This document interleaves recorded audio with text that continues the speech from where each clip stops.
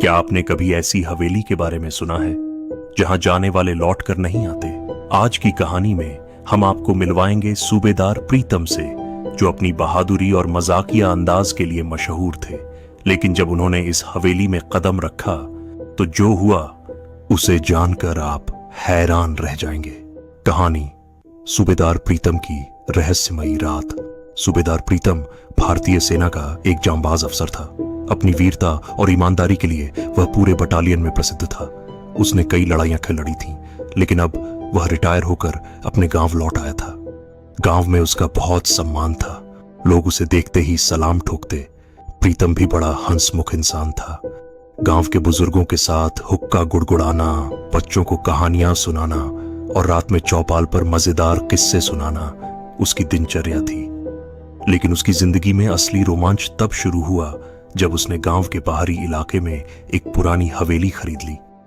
गांव वाले उस हवेली के नाम से ही डरते थे। कहते थे कि वहां रात में अजीब आवाजें आती हैं, कोई अंदर जाता है तो लौटकर नहीं आता। लेकिन प्रीतम को भूत प्रेत जैसी बातों पर विश्वास नहीं था। उसने सोचा, मैंने दुश्मनों की गोलियां झेली हैं, अब क्या किसी हवेली से डरूंगा। प्रीतम ने हवेली खरीद ली और वहीं रहने लगा। पहले कुछ दिन तो सब ठीक रहा, लेकिन फिर अजीब घटनाएं होने लगीं। रात को दरवाजे अपने आप खुल जाते, कोई फुसफुसाकर उसका नाम पुकारता और कभी कभी अचानक ठंडी हवा का झोंका आता। एक रात जब वह गहरी नींद में था तो किसी ने उसके कान में फुसफुसाकर कहा, प्रीतम भाग जा यहां से। वह हड़बड़ा कर उठा, लेकिन चारों तरफ कोई नहीं था। उसने सोचा कि यह उसका वहम होगा और फिर से सो गया। अगली रात जब वह सोने की कोशिश कर रहा था तो एक छायामयी आकृति उसके सामने आकर खड़ी हो गई। प्रीतम ने बिना डरे पूछा, कौन है बे, किराया देने आया है क्या? भूत ने सिर हिलाया, नहीं, मैं यहां बहुत सालों से फंसा हुआ हूं। प्रीतम हंसते हुए बोला, फिर तो तू मेरा मेहमान है, बैठ चाय पीते हैं। भूत भौचक्का रह गया। उसने सोचा था कि यह आदमी डर कर भाग जाएगा, लेकिन यह तो मजे से चाय ऑफर कर रहा था। प्रीतम ने उसे कुर्सी पर बैठाया और कहा, अब बता, तेरा क्या चक्कर है? भूत बोला, मैं इस हवेली का पुराना मालिक हूं। मुझे यहां खजाना मिला था, लेकिन कुछ लुटेरों ने मुझे मार दिया और खजाना यहीं छिपा दिया। मेरी आत्मा तब तक मुक्त नहीं होगी जब तक वह खजाना मिल नहीं जाता। प्रीतम को सुनकर मजा आ गया। उसने कहा, बस इतनी सी बात, मैं तो फौजी हूं, मेटल डिटेक्टर लेकर चलता हूं, चल अभी खोद कर निकालते हैं। प्रीतम ने भूत से पूछा, खजाना कहां दबा है? भूत ने हवेली के तहखाने की ओर इशारा किया। प्रीतम ने अपना टॉर्च उठाया और तहखाने में उतर गया। वहां अजीब सी गंध थी। जैसे ही उसने जमीन खोदनी शुरू की, अचानक चारों ओर से चीखने की आवाजें आने लगीं। हवेली की दीवारें हिलने लगीं और छत से धूल गिरने लगी। भूत घबरा गया। रुक जा, ये खजाना शापित है। प्रीतम हंसते हुए बोला, अबे तुझे कितने साल हो गए यहां रहते, कभी आर्कियोलॉजिकल डिपार्टमेंट को कॉल किया क्या?